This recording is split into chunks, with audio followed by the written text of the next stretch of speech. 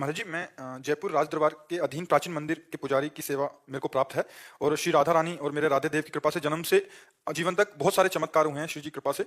और महाराज जी, पर फिर भी मन भौतिक विषयों की तरफ आकर्षित होकर कई बार विषय भोग करवा लेता है, जो उचित नहीं है महाराज जी।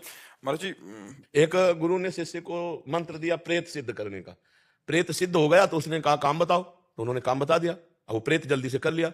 फिर कहा काम बताओ, तो कहा कितना काम है? बोले काम नहीं बताओगे उठा के पटक देंगे तुमको।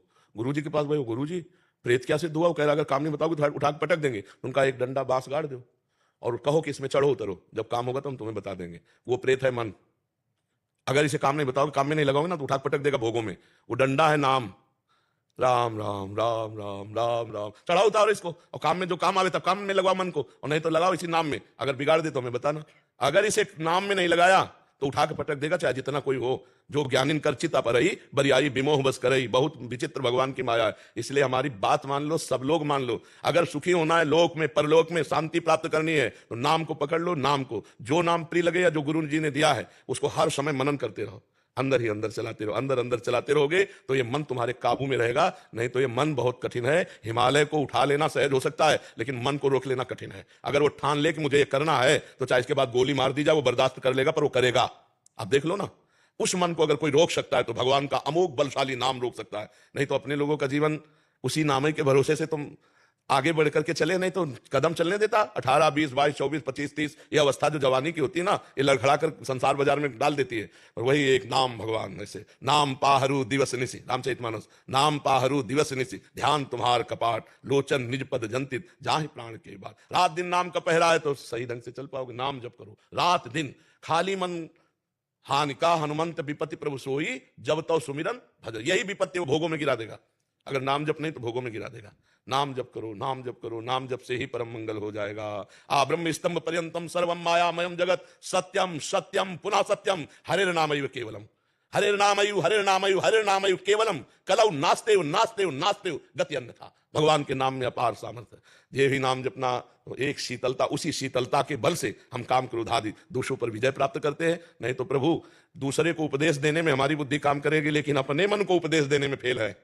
देख लो, ईमानदारी से देख लो। दूसरे को हम ब्रह्म ज्ञान उपदेश कर सकते हैं, अष्टांग योग उपदेश कर सकते हैं, भक्ति का उपदेश कर सकते हैं, लेकिन गंदे आचरण में लगे हुए मन को संभाल सके इतनी सामर्थ्य हमारे में नहीं। ये सामर्थ्य नाम प्रदान करेगा। नाम बल प्रदान करता है, तभी इस पर विजय प्राप्त की जा सकती है। नहीं जानकारी किसको नहीं प्रभु, ये गलत है। जानकारी फिर वो क्यों नहीं बचता जब जानता है गलत? क्योंकि उसमें बल नहीं, अध्यात्म बल नहीं। और अध्यात्म बल क्या है? नाम।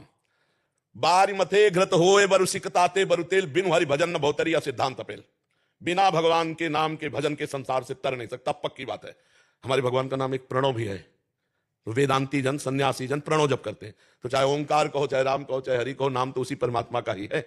बिना उसका चिंतन किए हमारी गति नहीं होने वाली, पक्की समझ लो। तो खूब नाम जप करो और सात्विक भोजन करो। और बिना भगवान को अर्पित किए कोई भी चढ़ावा मत खाना।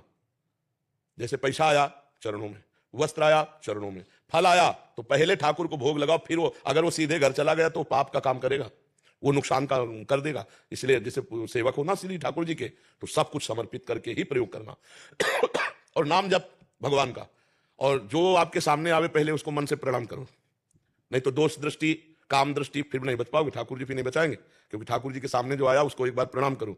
बस प्रणाम करके पवित्र बुद्धि कर लो, कहीं सब बचत नहीं। सबको पवित्र दृष्टि से देखें। जैसे हम अपनी बहन को, अपनी माँ को, ऐसे किसी की माँ बहन है तो हम उनको उसी भाव से देखें। अगर हम काम भाव से देखेंगे तो फिर भ्रष्ट हो जाएंगे, फिर परमार्थ अध्यात्म में सब बकवास रह जाएगा, फिर बकवास हो जाता है। बातें ज्ञान की बगाड़ो करो पापा चरण, तो बकवास ही तो हो जाता है।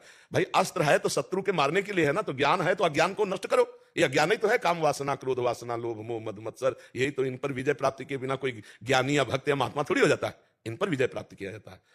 अगर हमारा मन कामादि दोष से रहित हो गया तो ब्रह्म स्वरूप मन हो गया। इंद्रियाणाम मनश्चास्मि, भगवान कहते हैं इंद्रियों में मन मैं हूं। तो नाम जप करो, भगवत प्रसाद पाओ। किसी माता बहन की तरफ गंदी दृष्टि न करो। देखो मन में बल आ जाएगा, अध्यात्म बल आ जाएगा। मंदिर में अगर रहते होंगे तो वहाँ बहुत सारे लोग प्रणाम करते हैं, नमस्कार करते हैं, तो उससे भी भजन क्षीण होता है। हाँ, अपने को न माने ठाकुर जी को माने, ठाकुर जी को प्रणाम कर रहे हैं। अपने तो पैर छुआवे नहीं। सम्मानम कल्याति घोर गर्णम नीचापमानम सुदागर, इसमें पैर पुजवाने में फंस गया ना जो, तो फिर परमार्थ का पथिक नहीं बन पाता। पैर पुजवाने से बचना चाहिए। अगर उनकी श्रद्धा है वो साष्टांग दंडवत करे तो हमारी भी तो हमसे ज्यादा श्रद्धा तो उनकी है।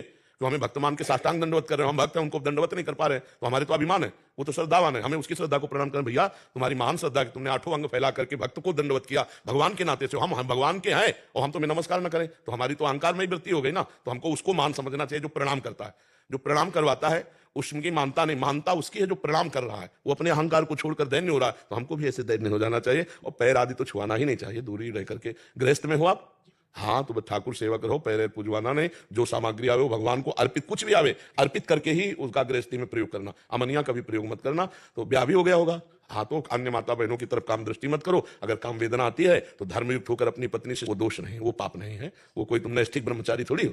हाँ तो वो ऐसा बस पराई माता बहनों की तरफ गंदी दृष्टि न हो कि मंदिर में रहकर इधर उधर चाल चलो तो फिर नरक ही जाना पड़ेगा, ठाकुर जी नहीं बचा पाएंगे।